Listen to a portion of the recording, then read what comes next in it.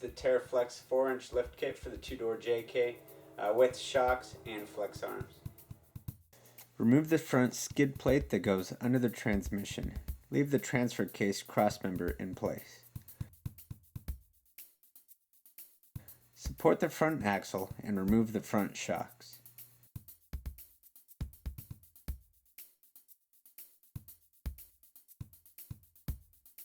Remove the front track bar.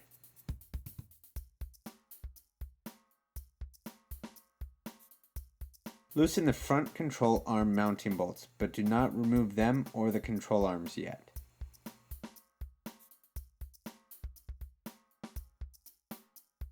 Carefully remove the clips that hold the ABS wires in place so they do not damage as you lower the axle assembly.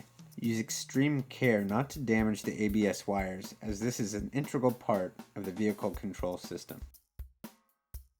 Remove the front sway bar links. Carefully lower the front axle and remove the stock coil springs.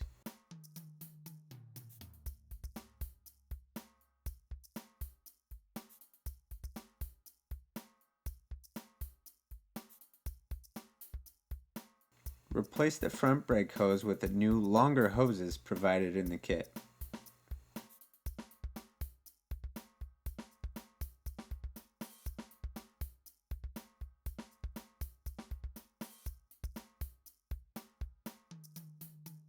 Remove the factory upper bump stop from the coil tower, and remove the front upper spring isolator. Line up the SpeedBumps strike pad.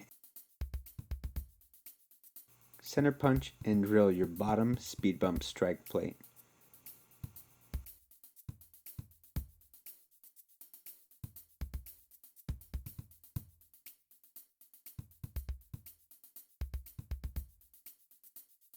Verify that the bolt will fit.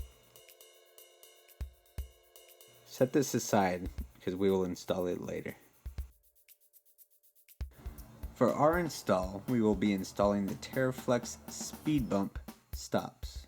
Measure down from the underside of the spring pocket 3.5 inches and mark the tube. Use tape to make a straight guide for your cut. It is critical that your cut is straight and square so the SpeedBump sits flush in the tube. After cutting the tube, deburr the inner and outer edge of the tube using a half-round file. For our application, we are welding on a support tube on the outside of the existing tube.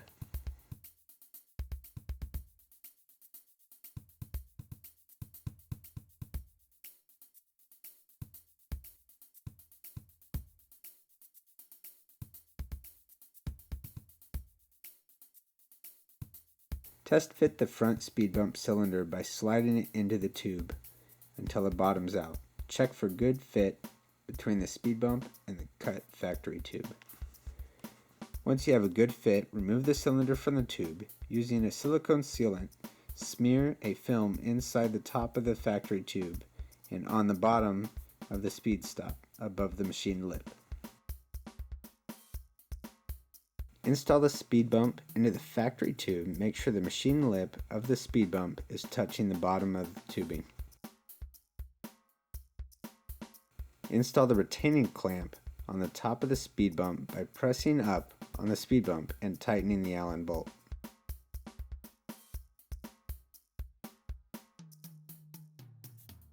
Work on one side at a time and replace the lower, then the upper factory control arms with the new FlexArms included in the kit. On years prior to 2012, to avoid removing the exhaust, cut the right front upper control arm bolt at the frame end. The new bolt and nut are included in the kit. Install the new bolt from the outside in. Set the length of the front upper FlexArms to 19.5 inches center to center. Final adjustment will happen during the alignment. Set the length of the front lower FlexArms to 23.75 inches. Repeat on the other side. Each lower front FlexArm has a sticker to show where and how to install the arm. Make sure the sticker is up when the arm is installed. Install the front upper arms as shown.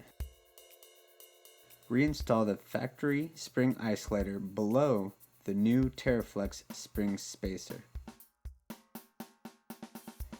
Install the new front springs. Using a coil spring compressor can make this easier.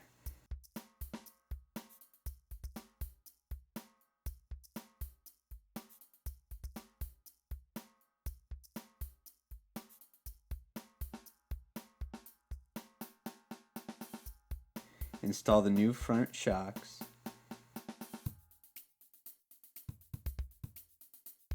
Once your front coil springs are in place, install your lower strike pad.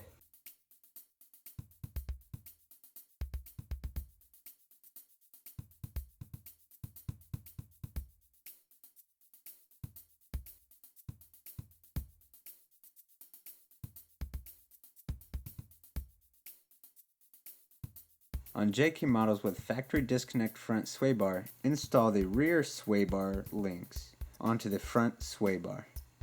All other models, install the front sway bar quick disconnect links. Reinstall the factory tires or new aftermarket tires and wheels, and torque all lug nuts. Bleed the brakes, being careful to keep fluid in the master cylinder at all times. Lower the vehicle to the ground, set the TeraFlex adjustable front track bar to 33 inches, and install it. Final length may change during alignment.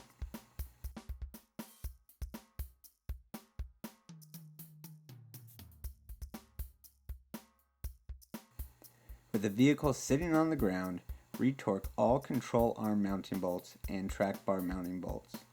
Secure the brake hoses and ABS wires so they will not be damaged during vehicle operation. Have the vehicle alignment checked and adjusted by a shop that is familiar with proper alignment settings on a lifted vehicle.